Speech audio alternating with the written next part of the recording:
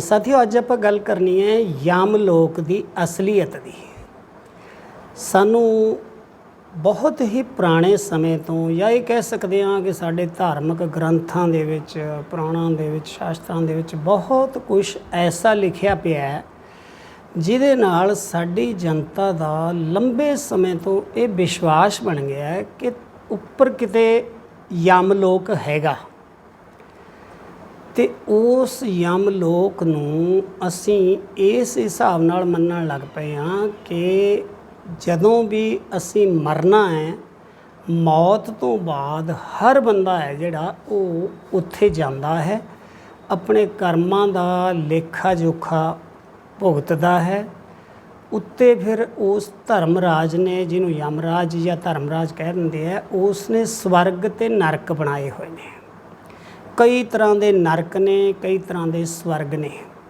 ਅਤੇ ਉੱਥੇ ਜਾ ਕੇ ਜਿਹੜਾ ਜੀਵ ਹੈ, ਇਹ ਕਿਹਾ ਜਾਂਦਾ ਹੈ ਕਿ ਆਪਣੇ ਕਰਮਾਂ ਦੇ ਅਨੁਸਾਰ ਆਪਣਾ ਫਲ ਭੁਗਤਦਾ ਹੈ। ਜਦੋਂ ਕਿ ਇਹ ਸੱਚਾਈ ਹੈ ਜਿਹੜੀ ਉਹ ਬਿਲਕੁਲ ਇਸ ਤੋਂ ਉਲਟ ਹੈ। ਅੱਜ ਵਿਗਿਆਨ ਦਾ ਯੁੱਗ ਹੈ।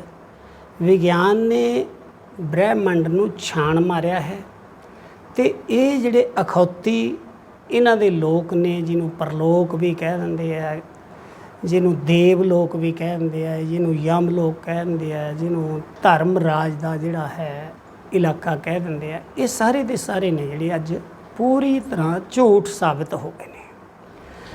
ਵਿਗਿਆਨ ਨੇ ਸਾਨੂੰ ਦੱਸਤਾ ਹੈ ਕਿ ਉੱਪਰ ਐਸਾ ਕੋਈ ਲੋਕ ਨਹੀਂ ਹੈ, ਨਾ ਕੋਈ ਦੇਵ ਲੋਕ ਹੈ, ਨਾ ਹੀ ਕੋਈ ਇਸ ਤਰ੍ਹਾਂ ਦਾ ਜਿਹੜਾ ਹੈ ਉਹ ਧਰਮ ਰਾਜ ਦਾ ਉੱਪਰ ਕੋਈ ਲੇਖਾ ਜੋਖਾ ਕਰਨ ਵਾਲਾ ਖਾਤਾ ਹੈ। ਸਵਾਲ ਇਹ ਹੈ ਕਿ ਇਹ ਸਾਰਾ ਕੁਝ ਬਣਾਇਆ ਕਿਉਂ ਗਿਆ। ਦੇਖੋ, ਇਹਨੂੰ ਅਸੀਂ ਦੋ ਪੱਖਾਂ ਤੋਂ ਜਾਣਨ ਦੀ ਕੋਸ਼ਿਸ਼ ਕਰੀਏ ਤਾਂ ਜ਼ਿਆਦਾ ਠੀਕ ਰਹੇਗਾ। ਪਹਿਲਾ ਪੱਖ ਇਹ ਹੈ ਕਿ ਹਰ ਵਿਅਕਤੀ ਨੂੰ ਜਦੋਂ ਇਹ ਡਰ ਹੁੰਦਾ ਹੈ ਕਿ ਉਹ ਭਾਵੇਂ ਲੁਕ ਕੇ ਵੀ ਕੋਈ ਬੁਰਾ ਕੰਮ ਕਰ ਰਿਹਾ ਹੈ, ਕੋਈ ਉਹਨੂੰ ਦੇਖਣ ਵਾਲਾ ਹੈ ਅਤੇ ਉਹਦਾ ਉਹ ਖਾਤਾ ਲਿਖਿਆ ਜਾ ਰਿਹਾ ਹੈ, ਤਦ ਬੰਦਾ ਗਲਤ ਕੰਮ ਯਾਨੀ ਸਮਾਜ ਦੇ ਵਿਰੁੱਧ ਜਿਹੜੇ ਕੰਮ ਮੰਨੇ ਗਏ ਨੇ ਉਹਨਾਂ ਨੂੰ ਕਰਨ ਤੋਂ ਡਰਦਾ ਹੈ, ਜਿਨ੍ਹਾਂ ਨੂੰ ਉਹਨਾਂ ਨੇ ਪਾਪ ਕਰਮ ਕਰਿਆ ਕਿਹਾ। ਅਤੇ ਉਹ ਡਰਦਾ ਹੋਇਆ ਉਹਨਾਂ ਗਲਤ ਕੰਮਾਂ ਤੋਂ ਬਚਿਆ ਰਹਿੰਦਾ ਹੈ। ਇੱਕ ਪੱਖ ਤਾਂ ਇਹ ਹੈ ਜਿਹਨੂੰ ਅਸੀਂ ਪੋਜ਼ੀਟਿਵ ਪੱਖ ਕਹਿ ਸਕਦੇ ਹਾਂ ਕਿ ਬੰਦੇ ਨੂੰ ਡਰਾ ਕੇ ਉਹਨੂੰ ਬੁਰੇ ਕਰਮਾਂ ਤੋਂ ਰੋਕਿਆ ਗਿਆ। ਪਰ ਦੂਜਾ ਜਿਹੜਾ ਇਹਦਾ ਸਭ ਤੋਂ ਵੱਡਾ ਭਿਆਨਕ ਰਿਜ਼ਲਟ ਨਿਕਲਿਆ, ਉਹ ਇਹ ਨਿਕਲਿਆ ਕਿ ਬੰਦੇ ਨੂੰ ਉਹਨਾਂ ਨੇ ਇੰਨਾ ਜ਼ਿਆਦਾ ਡਰਾ ਕੇ, ਇੰਨਾ ਜ਼ਿਆਦਾ ਅੰਧ ਵਿਸ਼ਵਾਸੀ ਬਣਾ ਦਿੱਤਾ ਕਿ ਉਹ ਇੱਕ ਇੱਕ ਕਦਮ ਹੈ ਜਿਹੜਾ ਉਹ ਪੁਜਾਰੀਆਂ ਦੇ ਪੁੱਛੇ ਬਿਨਾਂ ਨਹੀਂ ਧਰਦਾ ਹੈ। ਉਹਦੀ ਜ਼ਿੰਦਗੀ ਯਾਨੀ ਜਨਮ ਤੋਂ ਲੈ ਕੇ ਮੌਤ ਤੱਕ ਪੂਰੀ ਤਰ੍ਹਾਂ ਉਹਨਾਂ ਪੁਜਾਰੀਆਂ ਦੀ ਗੁਲਾਮ ਹੋ ਕੇ ਰਹਿ ਗਈ ਆ। ਅਤੇ ਉਹਨਾਂ ਨੇ ਉਸ ਦਾ ਖਾਣਾ ਪੀਣਾ, ਰਹਿਣਾ ਸਹਿਣਾ, ਪਹਿਨਣਾ, ਉਹ ਸਾਰਾ ਕੁਛ ਨਿਸ਼ਚਿਤ ਕਰਤਾ ਕਿ ਜੰਮ ਗਿਆ ਤਾਂ ਕਿਹੜੇ ਕਰਮ ਕਾਂਡ ਕਰਨੇ ਆ, ਮਰ ਗਿਆ ਤਾਂ ਕਿਹੜੇ ਕਰਮ ਕਾਂਡ ਕਰਨੇ ਆ, ਵਿਆਹ ਵੇਲੇ ਕਿਹੜੇ ਕਰਮ ਕਾਂਡ ਕਰਨੇ ਆ, ਕੋਈ ਮਕਾਨ ਬਣਾਉਣਾ ਹੈ ਉਸ ਦਾ ਸ਼ੁਭ ਮਹੂਰਤ ਕਰਨਾ ਹੈ, ਉਦੋਂ ਕਿਹੜੇ ਕਰਮ ਕਾਂਡ ਕਰਨੇ ਆ। ਯਾਨੀ ਇਹਨਾਂ ਦਾ ਇੰਨਾ ਜ਼ਿਆਦਾ ਬੁਰਾ ਅਸਰ ਪਿਆ ਹੈ ਕਿ ਆਦਮੀ ਮਾਨਸਿਕ ਤੌਰ 'ਤੇ ਪੂਰੀ ਤਰ੍ਹਾਂ ਗੁਲਾਮ ਹੋ ਕੇ ਰਹਿ ਗਿਆ। ਇਹ ਮਾਨਸਿਕ ਗੁਲਾਮੀ ਪੀੜ੍ਹੀ ਦਰ ਪੀੜ੍ਹੀ ਤੁਰਦੀ ਆ ਰਹੀ ਹੈ। ਜੇ ਆਪਾਂ ਉਹਨਾਂ ਗ੍ਰੰਥਾਂ ਦਾ ਅਧਿਐਨ ਕਰੀਏ, ਯਾਨੀ ਜੇ ਪੁਰਾਣਾਂ ਨੂੰ ਪੜ੍ਹੀਏ, ਖਾਸ ਤੌਰ 'ਤੇ ਜੇ ਗਰੁੜ ਪੁਰਾਣ ਨੂੰ ਪੜ੍ਹੀਏ, ਤਾਂ ਉਸ ਦਾ ਇੱਕੋ ਇੱਕ ਮਕਸਦ ਹੈ ਜਿਹਦੇ ਵਿੱਚ ਬ੍ਰਾਹਮਣ ਦੀ ਰੋਟੀ ਦਾ ਪ੍ਰਬੰਧ ਕੀਤਾ ਗਿਆ, ਸਾਲ ਭਰ ਦੀ ਰੋਟੀ ਦਾ।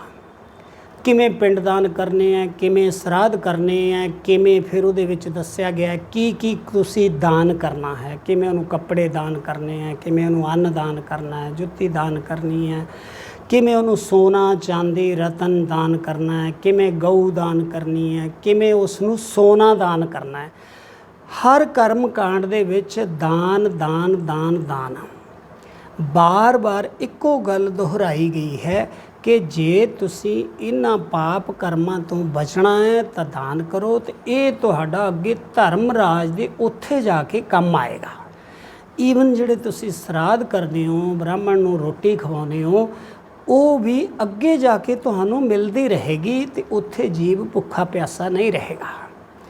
ਇਸ ਕਰਕੇ ਕੀ ਹੋਇਆ ਕਿ ਸਧਾਰਨ ਜਨਤਾ ਦੇ ਉੱਤੇ ਇਸ ਦਾ ਬਹੁਤ ਹੀ ਜ਼ਿਆਦਾ ਬੁਰਾ ਪ੍ਰਭਾਵ ਪਿਆ। ਇੱਕ ਮਾਨਸਿਕ ਡਰ ਪੈ ਗਿਆ। ਉਹਦੇ ਵਿੱਚ ਬਾਰ-ਬਾਰ ਇੱਕੋ ਗੱਲ ਦੁਹਰਾਈ ਗਈ ਹੈ ਕਿ ਜਿਹੜਾ ਪੁੱਤਰ ਹੈ, ਜਿਹੜਾ ਸਪੁੱਤਰ ਹੈ, ਜਾਣੀ ਉਹ ਸਾਰੇ ਕਰਮਕਾਂਡ ਇਹ ਕਰੇਗਾ, ਅਤੇ ਜੇ ਕਰੇਗਾ ਤਾਂ ਹੀ ਫਿਰ ਉਹਦੀਆਂ ਜਿਹੜੇ ਪਿੱਤਰ ਨੇ ਉਹ ਵੀ ਖੁਸ਼ ਹੋਣਗੇ ਅਤੇ ਉਹ ਵੀ ਸਵਰਗ ਨੂੰ ਜਾਏਗਾ।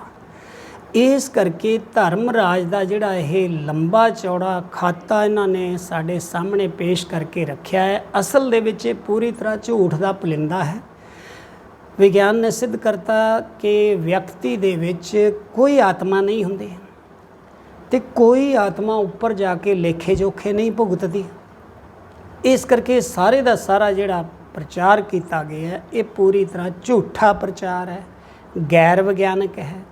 ਕਿਤੇ ਕੋਈ ਐਸਾ ਲੋਕ ਨਹੀਂ ਹੈ, ਨਾ ਕੋਈ ਜਿਹੜਾ ਹੈ ਪਤਾਲ ਲੋਕ ਹੈ, ਨਾ ਕੋਈ ਆਕਾਸ਼ ਲੋਕ ਹੈ।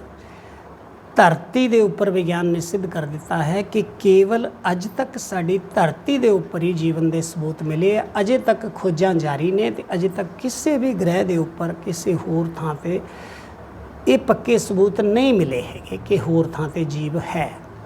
ਇਸ ਕਰਕੇ ਡਰਨ ਦੀ ਲੋੜ ਨਹੀਂ, ਘਬਰਾਉਣ ਦੀ ਲੋੜ ਨਹੀਂ।